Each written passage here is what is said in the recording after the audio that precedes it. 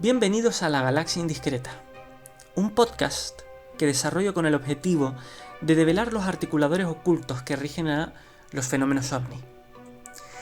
Y así aportarte, a ti, las claves secretas del universo para que te las lleves a tu propia vida y que con eso generes la realidad que quieres.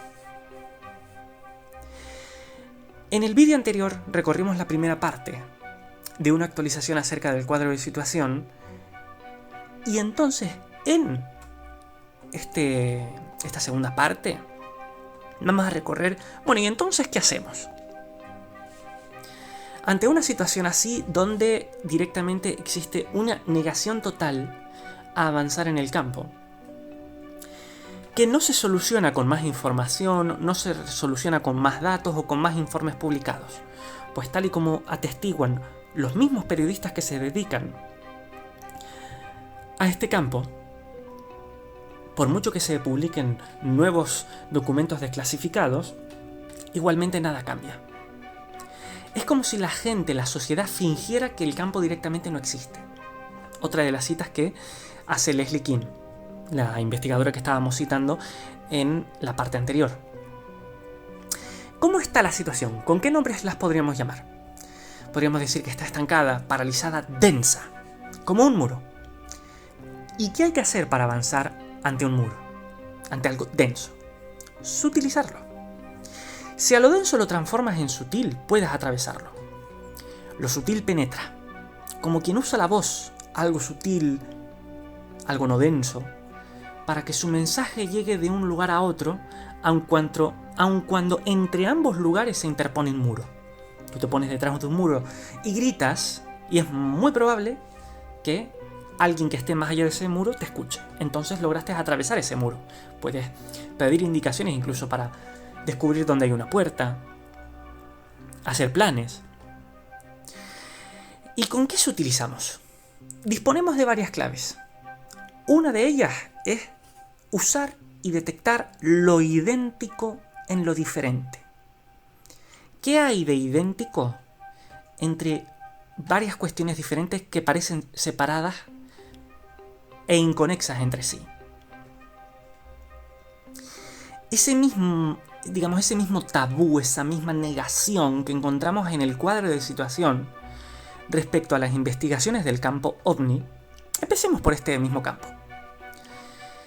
¿Lo encontramos en algún otro lado del campo, del tema? Sorprendentemente sí. Iker Jiménez es un famoso investigador español sobre la temática ovni y en general sobre el mundo del misterio, qué es lo que pasa con, por ejemplo, los espíritus, acontecimientos extraños. Y lleva unas 3 décadas trabajando en el ámbito de la comunicación, tipo periodismo, y en la década de los 2000 publicó un extenso recopilatorio de casos ovnis destacados en la historia de España, hasta ese momento, de los que había, testimonio. Algo muy interesante del libro es que al final incluye un breve análisis, modesto pero bastante útil, acerca de categorizaciones y puntos en común entre los distintos casos. Es una vía de abarcar lo idéntico en lo diferente. No lo nombra con ese tema, pero es posible reconocerlo. No lo nombra con ese término, pero sí es posible reconocer su funcionamiento ahí, y si les funciona es precisamente porque conecta con esta lógica. Lo importante en todo caso es que lo idéntico en lo diferente es posible potenciarlo muchísimo más gracias a las claves que aporta el método de la magia, que es la base de estos podcasts, de este programa. Continuamos. En ese análisis breve, Iker detecta que en general esos casos que él recopiló, ya existían los testimonios desde antes y algunos ya también habían sido publicados, pero él hizo esa recopilación. Esos casos son narrados por gente de a pie. Ahí sí, no estamos hablando de militares, expertos, sino vecinos de una localidad, trabajadores, familias, gente, de a pie. Ese mismo término está bastante acertado. De entre las conclusiones que se obtienen del análisis, hay algunas particularmente interesantes. Funciona así. La recopilación en total es de unos 240 casos y se clasifican en 3 tipos según la obra del autor, en función de la cercanía respecto al encuentro. Hablamos de avistamientos desde muy lejos, aterrizajes más cercanos y, según lo relatan los testigos, supuestos encuentros con seres no humanos. Ahora mismo estamos utilizando los testimonios de la gente. No vamos a dar por supuesto que ya sucedió así tal cual, ni tampoco vamos a descartarlos, vamos a usarlos simplemente. De lo que me interesa hablar aquí ahora es principalmente del comportamiento de los testigos. ¿Qué hace la gente en esos casos? Cuando el ovni está muy lejos, según Iker, según el análisis que hace Iker, lo más común suelen ser reacciones de curiosidad y hasta indiferencia. Pero cuanto más se acerca el ovni, el fenómeno, más se detona ¿qué? En las personas. Lo llama así, 3 cuestiones: inquietud, miedo y pánico. Aquí entra directamente en juego lo idéntico entre los distintos casos y entre las distintas partes del campo. ¿Ustedes qué dirían? Inquietud, miedo, pánico. ¿Son comportamientos, actitudes y sentimientos de, llamémoslo así, sí, recibir, dar la bienvenida, acoger, algo positivo? ¿O son comportamientos, actitudes y sentimientos de no, de rechazar, de no avanzar, de no entrar en contacto? En efecto, son fácilmente identificables a la negación. Aquí está mi primer elemento de comprensión acerca del campo ovni. Lo que apuesto yo, a raíz de las comprensiones que hago. Las reacciones primarias que se detonan en los seres humanos de manera automática en los encuentros con ovnis siguen la misma lógica que el estancamiento del campo ufológico en sí. Una negación absoluta a entrar en contacto y a avanzar sobre el campo. Los sentimientos de miedo y la negación social a hablar del tema y el fingir que directamente el campo no existe, la falta de avances a pesar de la publicación de cada vez más datos, todo eso son simplemente formas, no son más que distintas manifestaciones de una negación aún más profunda. De eso es posible extraer también algunas cuestiones corolarias bastante interesantes. Por tanto, no sirven entonces las confrontaciones hacia afuera, y menos aún entre los bandos de científicos por un lado, miembros de la sociedad racional que niegan toda posibilidad acerca de los ovnis, y por otro lado, los contactados, los que supuestamente buscan la verdad, como se suelen decir, que una y otra vez juegan la misma baza de más información, más desclasificación de documentos, más avistamientos, pero que jamás avancen en el campo. Porque ambos bandos comparten el mismo foco inferior, la negación a avanzar. Es más, el no avance se refuerza con mayor potencia aún por medio del combate hacia afuera. Combate hacia afuera en el sentido de tal bando se pelea contra el otro bando porque es que son los otros los que tienen la culpa de que no avancemos. No. La culpa la tienen ustedes, que son ustedes unos locos que están directamente prestando atención a cuestiones que no valen la pena, no valen la pena siquiera prestarles atención. El combate hacia afuera refuerza dar el poder al otro. Y si le das el poder al otro, pasas a depender de ese otro. Ese otro puede tener muchas caras. Por eso, aun si el bando X fuese destruido por el bando Y o por lo que sea, igualmente el problema permanece. Porque haya o no haya bandos, ya te infectaste si caíste en combate hacia afuera.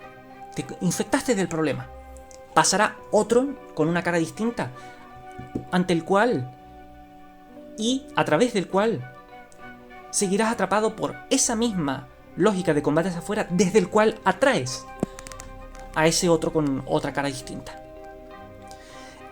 Y es más, todavía, hay un punto más de esa misma lógica que tiene otra vertiente, que es posible identificar con lo idéntico en lo diferente.